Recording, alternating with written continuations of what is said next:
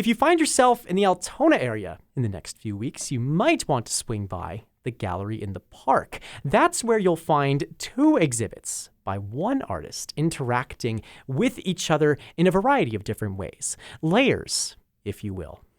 Layered Histories, Perspectives on Colonization from the Chaco, and Storied Land, Remapping Winnipeg, are both the works of Winnipeg-based artist Miriam Rudolph. Miriam joins us in the Classic 107 studios to tell us more. Good morning. Good morning. Thank you so much for being here. First of all, maybe we can zoom out the lens a little bit to talk about this Layered Histories exhibit, part of your big exhibit at the gallery in the park.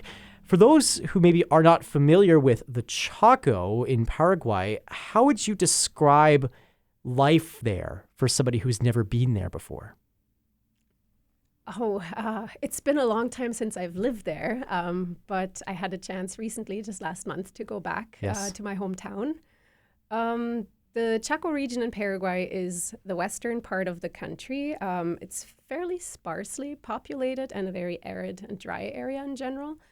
And in 1927, my ancestors, my maternal grandparents who were born in Manitoba in the Mennonite community, migrated to this area with their families, where they set up a whole new Mennonite colony, kind of an agrarian rural community. Sure. Something that's very integral to Mennonite history, especially when it comes to, there are several stories, hundreds of stories really, that of families just like your own that moved down to South America from this part of the world. Right. And today I would say the Mennonite communities out there compare very much to rural towns in Manitoba as well. Like they have all the modern comfort and amenities and have built thriving economies and in cattle ranching and the dairy industry,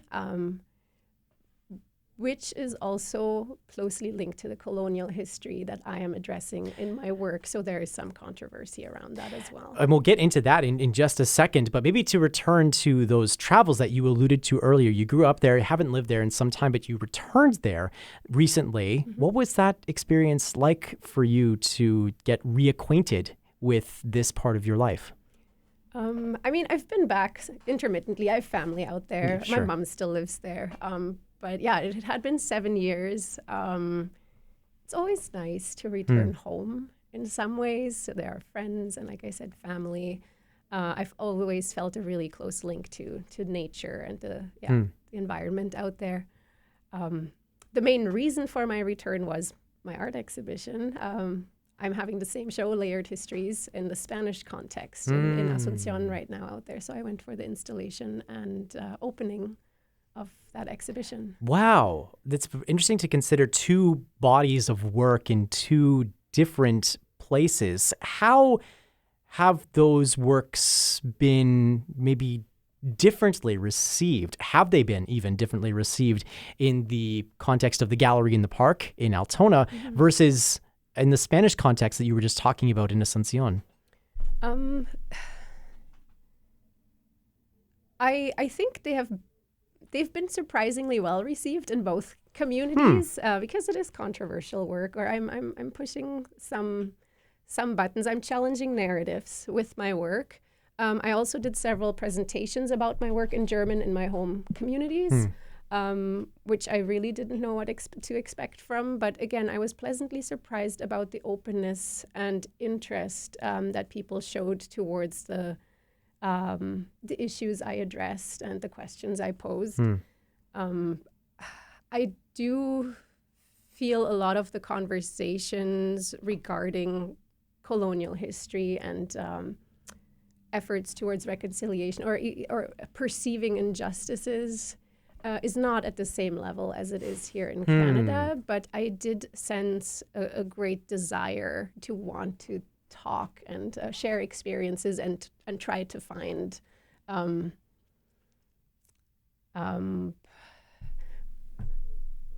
find solutions for the future for some of the issues. So you've touched on this a couple of times now, that this body of work deals with some very difficult subject matter, and that includes very real conversations about colonization, about reconciliation in art. But perhaps, as the subtitle suggests, perspectives on colonization from the Chaco. It sounds, based on that subtitle, like we're still addressing we're still diagnosing the problem as opposed to moving towards reconciliation, which is more of a moving together to find the solutions and the answers, the healing for that for that wound. Yeah, very much so. When I started this project, I was interested in portraying the various perspectives. Maybe I can backtrack a bit here. No, of course. Yeah. So what were the inspirations then for this project, and what made you want to discuss these issues of colonization in these two different places that you call home? Right. So Layered Histories emerged from an invitation from a Latin American research department at the British Museum in London, the SDCLR. They approached me a few years back and asked if I would be interested in creating a creative response to their Paraguay collection and storage. Because they're trying to get some public engagement with the artifacts that they have in storage that may never be exhibited. Sure. And I was, of course, very excited right away and agreed to do this. But at the same time, as a descendant of white settlers, how do I approach this collection, which consists entirely out of indigenous artifacts that were collected by Anglican missionaries around the turn of the century? Thankfully, there were, of course, other artists that participated, an indigenous artist collective from the Chaco, an indigenous photographer, and a linguist who worked within an indigenous community back home. So I felt okay offering that settler perspective. Sure. Too, but it took me several months of research before I found a direction that I wanted to pursue. So the first few months, I just did so much reading, and what stood out in all the reading were the different perspectives or the different experiences of the colonization process. I mean, there's obviously the narrative that I grew up with. The Mennonite narrative always goes somewhat like this, like there was nothing here when we came. We made something of this land. We worked incredibly hard to achieve what we have achieved. The indigenous people were incredibly poor. They were starving when we came. So basically we saved them. If we hadn't come, they would all have perished. And yeah, so it's a very typical colonial narrative. And I've always had questions about it, obviously. I mean, how would indigenous people have survived for thousands of years? And why were they starving right when the Mennonites arrived? So, and then I came across texts by indigenous elders that have only been published in the last 20 or 30 years, which offer a very, very different and eye-opening perspective. And that was something that touched me deeply, that finally changed my understanding of my world, and I integrated that in my artwork, and I'm hoping to share that with the public as well. It sounds like a very emotionally charged sort of a journey to have to reckon with this, not only with the narrative that your family, your community has been proffering for the last number of decades, but also then to interact with these recently published words by indigenous elders from that part of the world. But you also mentioned before that you were working with the different artists that were interacting with these other pieces earlier on, these indigenous artists, the indigenous photographer, language keepers, and the like. Were you in dialogue with them at all as you were creating these pieces? And what maybe you can talk about what sort of guidance they could offer as you were assembling Layered Histories. Right. I was in some contact with them. It was difficult to a certain extent because internet connections aren't easy, and a lot of the indigenous artists don't have their own computers or devices, so we always had to arrange an online meeting point and so forth. I worked quite closely with the linguist who has a video and audio archive of the accounts by the Intlet elders and who has transcribed them and published them as books. I wanted to make sure that if I used the texts in my work, that it would be in an appropriate way and in an acceptable way. Sure. I'm glad I had the opportunity to get feedback. You mentioned the positive reception that this exhibit, this collection of art has been getting both here in Manitoba, but in Paraguay as well. And you indicated before that was a bit of a surprise to you that it was received as well as it was. What were you expecting when you were putting this body of work together? I mean, when I put the body of work together, first and foremost, I always make my artwork for myself. Sure. It is a learning and processing process for myself. All my artwork is always really closely linked to who I am and where I'm from. And then once I make it publicly available, I am hoping that it will be a learning experience or for other people as well, that I can share what what I have learned and gathered throughout the process. I just didn't know. It's hard for me to gauge the readiness point of people in my home community. And I mean, the audience was somewhat limited too. Like there's a certain audience that comes to events like artist talks or public presentations. Sure.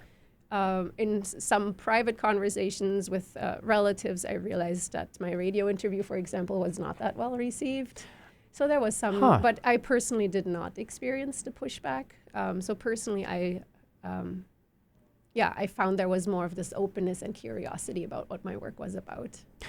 There is another exhibit being displayed alongside of this one. Yes. That is the Storied Land, remapping Winnipeg, a place where these conversations about reconciliation, about relations between settler and Indigenous people are very much at the fore of this city's sort of cultural conversation at all times, and rightfully so. What maybe did you infuse from that sort of, maybe we'll get to that in a second, but maybe first you can tell us a bit of a background around this Storied Land exhibit. Right. So after my presentation of Layered Histories, which I did online during the pandemic for the British Museum, I was invited by the Winnipeg Art Gallery to create a similar body of work, kind of this research-based artwork for the exhibition Headlines, the Art of the News Cycle, which celebrated the 150th anniversary of the Winnipeg Free Press in 2022. And basically the assignment was to do research in the archives of the Winnipeg Free Press and kind of retrace the history of my ancestors' arrival in Manitoba. Yeah. Again, based on that colonial history and maybe where it intersects with Indigenous or Métis history as well, either in the context of displacement or in the context of reconciliation. So I chose 7 themes throughout the cross-section of the past 150 years that I took kind of a closer look at. And I used the newspaper articles as inspiration point for my images, and at the same time, the texts accompany each one of the images too. So there are newspaper excerpts that accompany each print that then kind of helps underline the narrative that I'm trying to portray from different perspectives and different narratives. And there I was really interested in the language that was being used in how settlers were described in the media, or how Métis or Indigenous people were described, and the power of language. And what gives me a lot of hope is that language has changed a lot over the last 150 years. And and in general, it gives me hope that there are so many initiatives here already where people are trying to make amends for for past wrongs or moving towards a more just future. I mean, obviously, there's still a ton of work to do, but I think in many ways we're on the right track. Yeah, there's a lot of hope in that Yes, conversation here in the city of Winnipeg, certainly.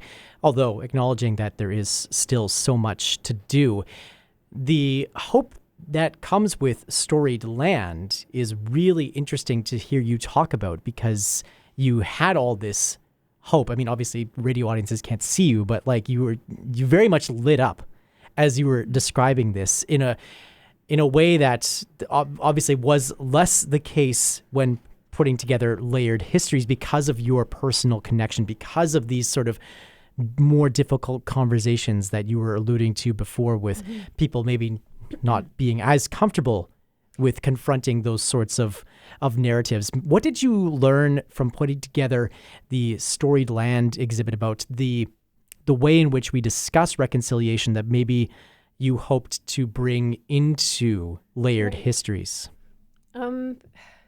I think like with the last two prints in Storied Land, where I'm celebrating reconciliation efforts, for example, the construction of Freedom Road for Shoal Lake 40. It's the narrative of the Indigenous people that moves into the center stage. And what it becomes kind of the margin are the Mennonite voices that supported this project, that pushed government for it to happen. So obviously Mennonite voices weren't the catalyst that made it happen, but they did contribute to it. Or in the last piece, which is about the urban reserve Navi Odena. Again, it's the Indigenous people forming center stage within the image and the texts. But it was CMU that hosted several public events to kind of ease some of the fears of the surrounding residents and neighborhoods. And again, it was a contribution towards a bigger reconciliation goal. And I think it was these smaller acts on the side that do give me the hope, and that I wanted to bring to Paraguay as well, and say, hey, like, we're not going to change the world overnight, but we can support certain causes towards reconciliation by pushing governments to work towards it, or something like that. Like, it's on a small scale, but it is, there are ways that we can act as individuals and as communities too. Absolutely. You are hosting an artist talk about this exhibit on Thursday night. What are you feeling any nerves about that conversation, and what the response might be from the community about these works? Or are you more hopeful about it, given that it's in this sort of Manitoba context where this sort of reconciliation has a language? We have something of a framework for how to move forward together, settler and Indigenous peoples. What are you feeling ahead of that talk? I'm really excited about the talk. So it's on Thursday evening, 7 p.m. at the Gallery in the Park. It's open to the public. I'll talk a bit about the process and the history of how the project came to be, and describe each one of the prints that I've worked with. I'm not really anxious at all. I'm excited to share this body of work in that particular community. In a way, it almost feels like full circle too, because my maternal grandfather was born really close to Altona. But I do think that it's important for people, for my, if I may say, my community, the Mennonite community in Manitoba,